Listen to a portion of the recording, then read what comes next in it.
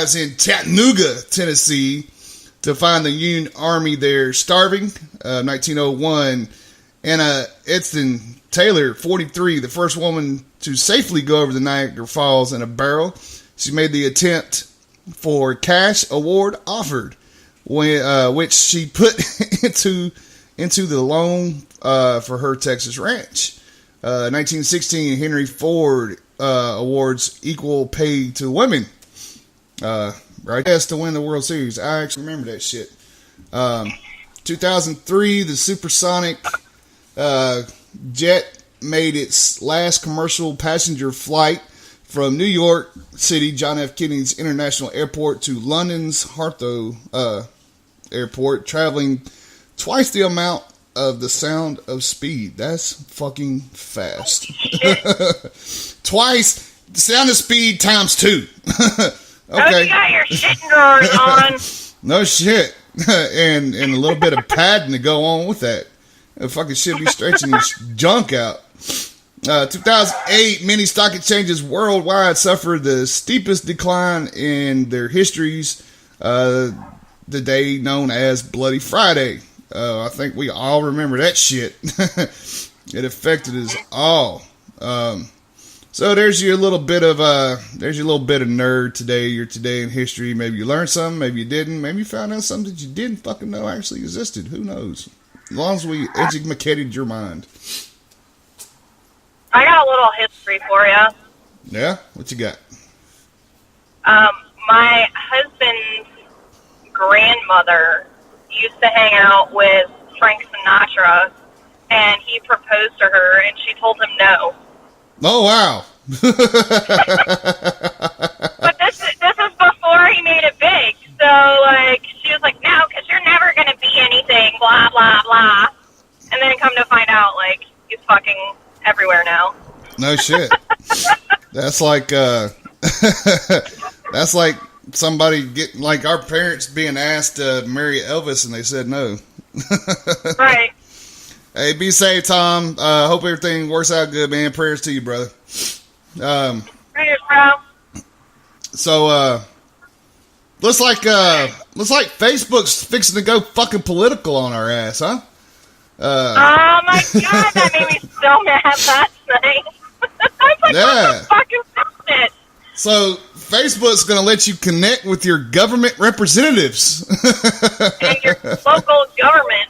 Oh, Like, shit. I commented on a post, so, like, it's like a picture of Bush all snuggled up with Man Bama, and it was like 4 or 5 pictures of him and Michelle. And I commented on there, I was like, damn, I didn't know Bush liked men. And then right after I made the comment, the little section says, connect with your government officials pops up. I'm like, what the fuck is this shit? Yeah, they trying to get political. See, hey, everybody's got a means and a way to get your ass into something. I'm just saying, you know, just like Facebook already caused enough division and bullshit on the political front. Oh. Now it's trying to get you even more pissed off. Oh, you know, Trump ain't. Look, how long's Trump been in office? What, it'd be a year? Not even a year. No, and they're already trying to invoke the 25th Amendment. Already. If you don't know what that is, that's... They're a bunch of sore losers. Yeah. So this is what came out just a little bit ago.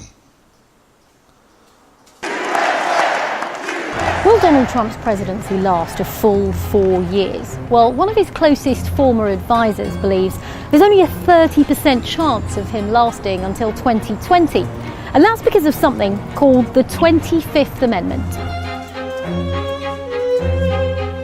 Well, it's one way a president can be removed from office. We often hear about impeachment, a process which gives Congress the power to oust a president. But with the 25th Amendment, it's the president's own cabinet colleagues who can stick the knife in. Well, a majority of President Trump's cabinet would need to come together, plus the vice president, and sign a letter declaring that the president is unfit to govern, or, in the official words, is unable to discharge the powers and duties of his office. Well, that's a good question, but many say that's when a president is mentally or physically unable to do the job. Of course, that is open to interpretation. Once Well, yep, there they go. It's already, but I don't think that shit's gonna fucking pass. Cause I mean, the VP is like down with the sickness. You know what I'm saying? The VP ain't gonna let that happen. He's got more balls than all of his cabinet put together, so they can fuck off. Yeah, that's and that's just people going out there. And that's just people going out there running their fucking traps. Oh, they can do this, yeah, they can do that. You know what? And that's with every fucking president. They can do that shit. They could have impeached Obama or tried to if they wanted, but nobody ever did. You gotta have the solid ground.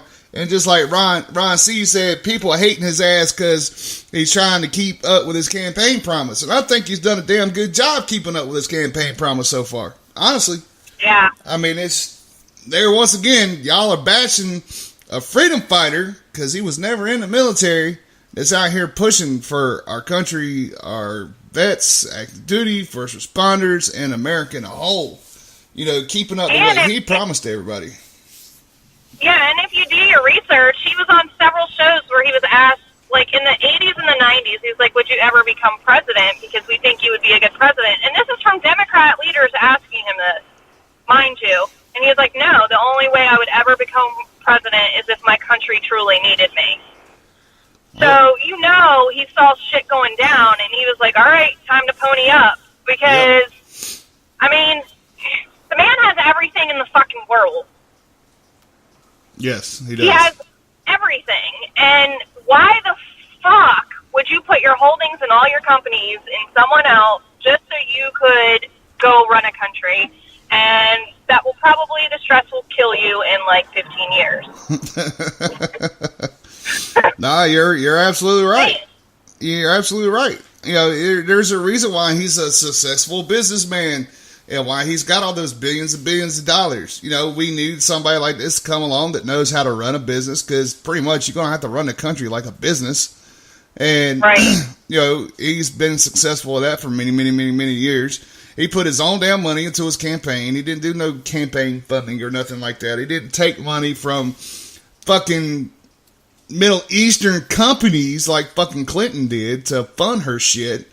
And then she's all on the back burner now. She's all over the fucking Tonight shows and Today shows and all this shit about them trying to do this, trying to do that, blah, blah, blah, whatever. And sitting there and just bashing the shit out of him. That's all she's doing. I actually feel really sorry for Bill Clinton. And I think a lot of people do. Words would ever fucking come out of my mouth. That's right, Ron. That's why some jobs are staying, and some job, he's even bringing. Wisconsin is getting a company that's going to bring $10 billion into this to this country, because of them making iPhones and shit like that. He's bringing that kind of shit back over here. Last time I heard, the stock exchange, Wall Street, was up $4 trillion. So that's great. That's great. I mean, he's pumping it up, man. And he's going to bring. And I read an article that Melania's cabinet has only like a total of like 9 people, and Michelle Obama's cabinet had like 24 or 25, and she cut the spending by cutting her cabinet and having a smaller cabinet. She cut the spending by like I think $14 million or something crazy. I'd have to go back and read the article. Right. Or maybe it was billion. I think it's million. But yeah, I mean, come on. You got to be smart with our money.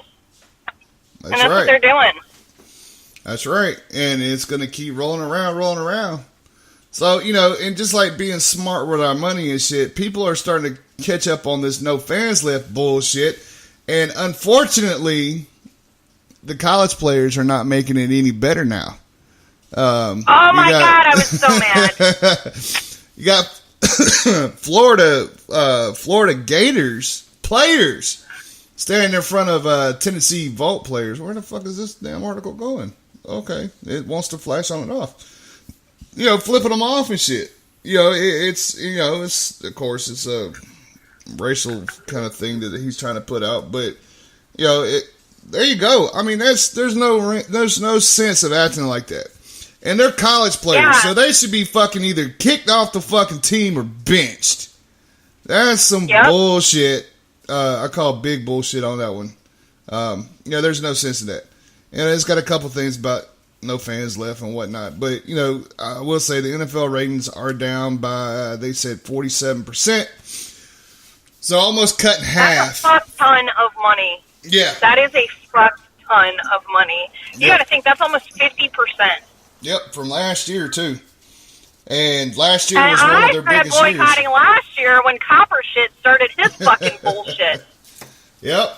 So, there you go. No fans left. Not only did you lose 25 of your major sponsors this year, now it's just coming around the mountain. And she ain't coming home. That bitch done left and went somewhere else. Because your ass is going broke. Just saying. Did Anheuser-Busch pull out? I can't remember. Anheuser-Busch did pull out. They did pull out. Okay. So I can still go to Busch Gardens. Good. Yeah.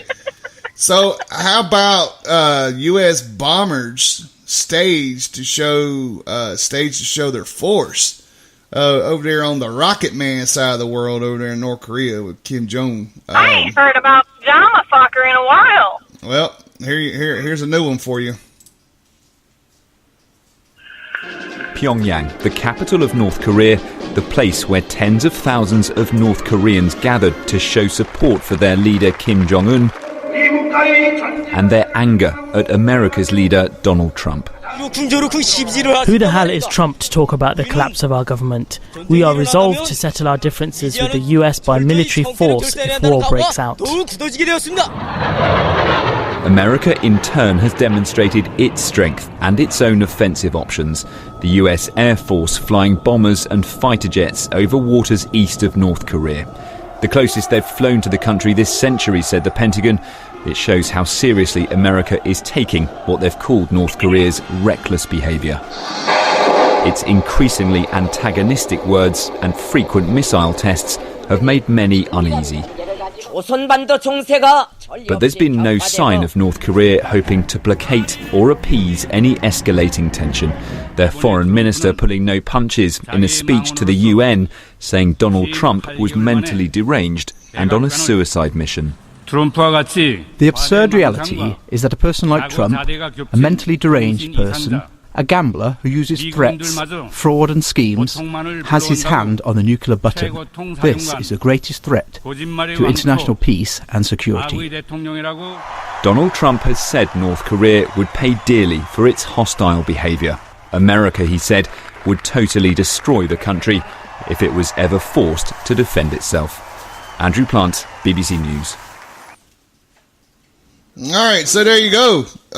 You know, they're continuing their missile launches, and their UN rep, you know, he ain't putting it nice on what the hell's going on. But like I said, this is the first time bombers have flown this close to North Korea. So, all right, you little short fucking slant-eyed fuck. Hey, go ahead and keep fucking around over there and bombs over Baghdad. That song's gonna be singing bombs over fucking North Korea. No shit. I mean, well, this is my thing. Like, you have to think about the major propaganda, because that country is so controlled. It's almost, I mean, it's very comparable, if not exactly the same as like the Nazi regime and the propaganda that was used by Hitler. Yeah. So all of these people, all they're seeing is the propaganda that the country puts out. They don't have access to Facebook, or they don't have access to news outlets that are, I mean, we got shitty fucking news outlets here too, but you can at least go online and find some truth in things that you research. They don't have that access. So they're like fucking brainwashed to think that it's only one certain way. Yeah. And so that, I mean, that's exactly why they're talking the way that they're talking. And then you have the people who are suffering who are like, please take him out, but they can't speak up or say anything because then they'll fucking die. Right. Because over there, you speak out against Kim Jong fuckface and you get shot, pretty much. Yeah, and it's sad. I mean, it really is, but, you know,